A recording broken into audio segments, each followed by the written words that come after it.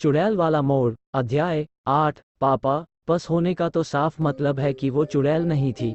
संकेत पापा से मुखातिब था। लगता तो ऐसा ही है। ऐसा भी हो सकता है कि चुड़ैल ही हो और उसने मर्जी से पस छोड़ा हो, या लड़की हो और निकलते टाइम वो जल्दबाजी में पस भूल गई हो। पापा बोले।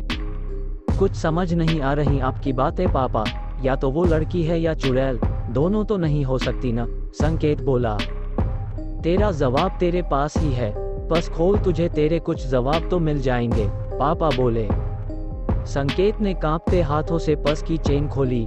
अज्जले उस पस में एक जली हुई आईडी थी जिस पर कुछ साफ साफ दिख नहीं रहा था, बस महाजन नाम का सरनेम समझ आ रहा था।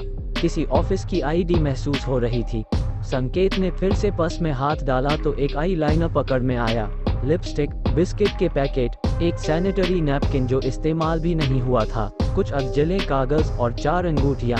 अचानक संकेत को ध्यान आया कि लड़की की उंगलियों से अंगूठियां गायब थी।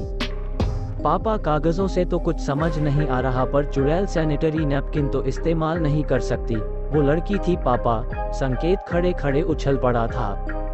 चल, पहला सवाल तो हल हो गया कि वो लड़की थी। नाम, पता, हालात कुछ बताया था मिस महाजन ने। पापा बोले। पापा, कुछ बात हो ही कहाँ पाई, वो बैठी और एक्सीडेंट हो गया। संकेत बोला। हम तो फिर से हम जीरो लैंड पर हैं। चल जरा गाड़ी का मुआयना करके आते हैं। पापा ऐसे आगे बढ़े जैसे कुछ तो पकड़ में है उनके। संकेत पीछे पीछे चलता जा रहा था। फ्रंट पैसेंजर सीट और गेट का मुआयना कर जरा। पापा ने संकेत को आगे कर दिया। अबे अब पीछा छोड़ दे उस मनहूस गाड़ी का। सुशांत ठीक पीछे ही खड़ा था। अंकल, आप इस कबाड़ को या तो वर्कशॉप में दे दो या जंक में। घर में अपशगुनी चीजें रखनी नहीं चाहिए। सुशांत पापा से मुखातिब था। हाँ, जल्दी ही हटवा देंगे। संकेत, जाओ सुशांत को ड्राइंग रूम में बैठाओ, मैं अभी आता हूँ। इतना बोल पापा हाथ में पके उस रहस्यमय पर्स को लेकर अपने बेडरूम की तरफ बढ़ लिए। अरे आज तो सोनम भी आई है, तूने बताया क्यों नहीं? संकेत सुशांत से बोला और फिर सोनम की तरफ मुड़ गया। कैसी हो सोनम? एग्जाम कैसा हुआ? एग्जाम नहीं था, इंटरव्यू था, तुनकती आवाज में सोनम बोली। अरे हाँ, सोनम तो अब बड़ी हो गई है, एग्जाम नहीं इंटरव्यू देती है। संकेत सोनम को चिढ़ा रहा था। बचपन से जानते थे संकेत और सोनम एक दूसरे को। भैया देखो न, समझा लो अपने दोस्त को, नहीं तो भूल जाऊंगी कि ये हॉस्पिटल से आया है। जीभ निकालते हुए सोनम बोली। अरे अरे, ये तुम लोग लड़ते क्यों रहते हो? वैसे भी एक दूसरे को झेलने की आदत भी डाल लो। सुशांत मुस्कुराते हुए बोला। हैं? संकेत के मुंह से बस इतना ही निकला।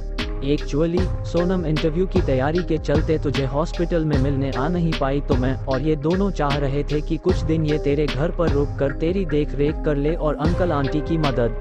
सुशांत बोला। तो तू क्या करेगा उस भूत बंगले में अकेले? तू भी यहीं आ जा। संकेत बोला। अरे यार, चाय शाय तो भूल ही गया, रुक अभी आया। इतना बोल संकेत किचन की तरफ बढ़ गया। देख, अच्छे से रहना, अपने घर जैसे ज्यादा नाज नखरे मत करना। जब मैं वापस आऊं तो शिकायत नहीं मिलनी चाहिए तेरी। सुशांत सोनम को पिता की तरह समझा रहा था। हाथ में ट्रे और उस पर पानी के 3 गिलास के साथ मिठाई का वही 20 साल पुराना डब्बा लेकर संकेत कमरे में था। वापस आऊं? कहाँ जा रहा तू? अबे ऑफिस के काम से मलेशिया जाना है, सुशांत बोला। अच्छा, इसीलिए सोनम मैडम को यहाँ छोड़कर जा रहा है। ले मिठाई खा। मिठाई का डब्बा आगे करता संकेत बोला। वापस कब आएगा? 15 दिन लगेंगे।